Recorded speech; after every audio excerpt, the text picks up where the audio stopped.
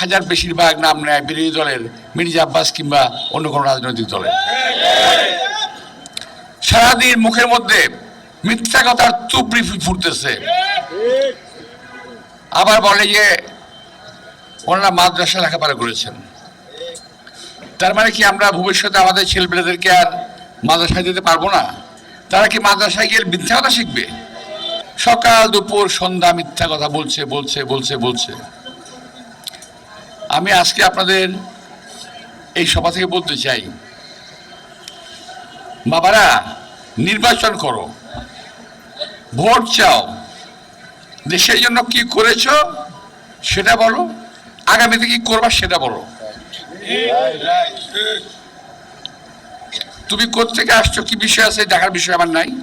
কথা হলো তুমি তাকে তোমার ভোট চাও, অন্যজনের গীবত গায়ে যত সময় নষ্ট করো, যত গুনাহ করো, এই কাজটা করার দরকার তো নাই। যদি ওরা এর চেয়ে আমার চেয়ে ভালো কিছু করতে পারবে বলে আপনাদের মনে হয়, যারা আসতেছে ভোট দেবেন, অসুবিধা নাই। আজকে এই ভোট নিয়ে বহু লোক আসছে, আসবে, সবাইকে স্বাগত জানাই।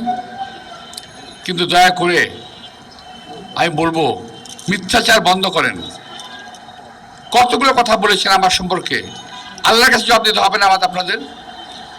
আর যে যা বলছে আমি তার প্রমাণ চাই, যে অন্তত একটা লোক দাঁড়িয়ে বলুক যে মির্জা আব্বাস সাহেব অপকর্মটা করেছে। সিম্পলি ইম্পসিবল, এটা সম্ভব না। কারণ করার প্রয়োজনই পড়ে নেই। আমার কোন কোন কারণে করতে যাব? কোনো অন্যায় অপরাধ কেন করতে যাব আমি?